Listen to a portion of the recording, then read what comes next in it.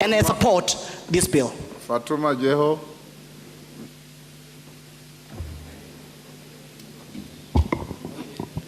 Thank you, Mr. Speaker, for giving me this opportunity.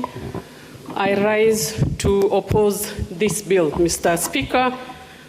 Mr. Speaker, there is no doubt that we are on an economic downturn. Our economic is collapsing. Mr. Speaker, today, if we were given this bill and none of us were a member of this honorable House, I can assure you none of us could have passed this bill. I say that, Mr. Speaker, because of few reasons. I'll start with the housing levy, Mr. Speaker. I've just looked at the report, and they are telling us they have proposed 1.5, Mr. Speaker. And looking at the report, they are telling us they are going to build 50,000 affordable housing. I would like to ask these honorable members and the chair of this committee, have you given us the timeline of this proposed affordable housing? What is the budget, Mr. Speaker?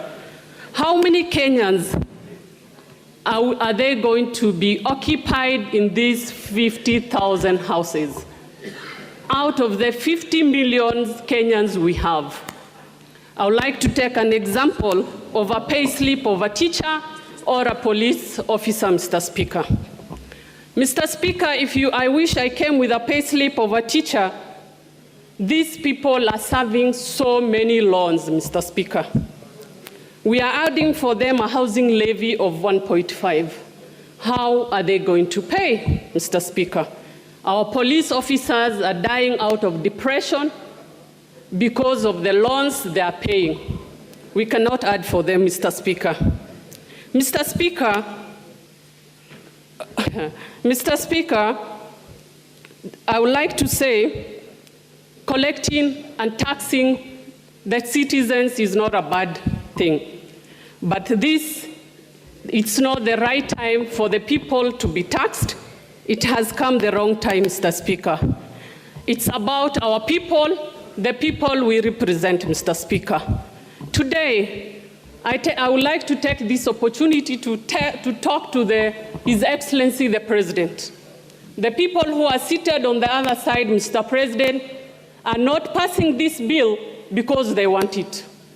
They are doing this for you, Mr. President. Mr. Speaker, I want you to protect me, Mr. Speaker. Mr. Speaker, history will judge us for passing this bill, Mr. Speaker. Let me go to manufacture. There is no point of order here, Mr. Speaker.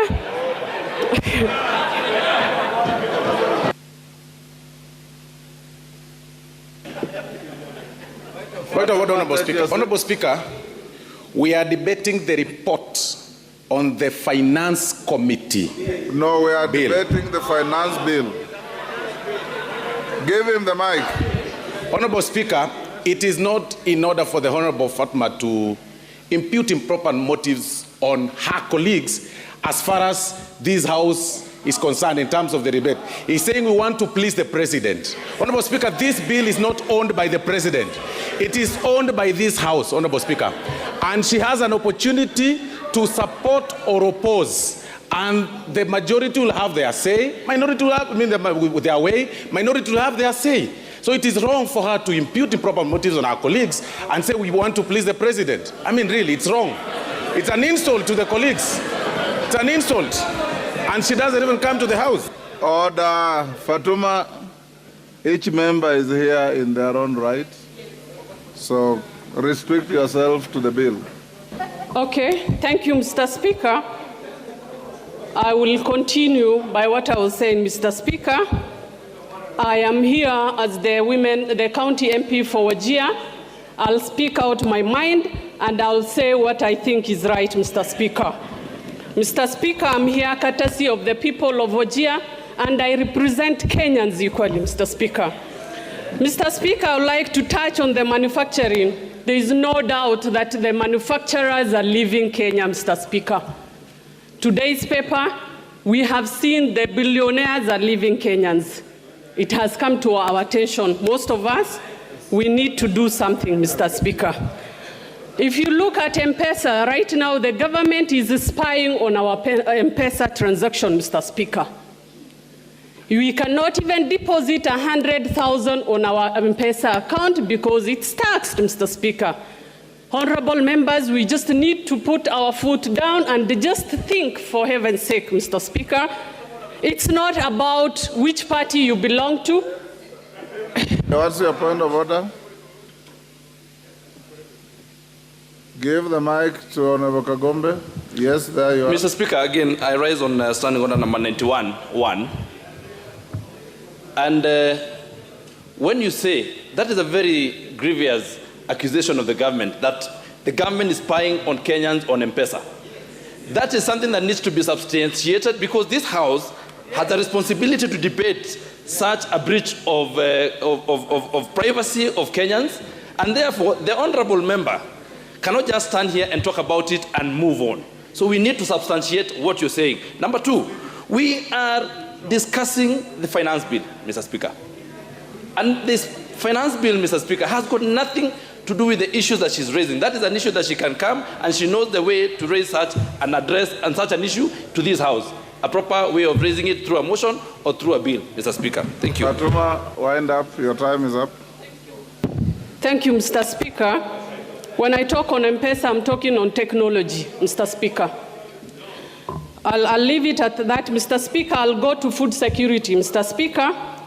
We are doing VAT fuel on 16%.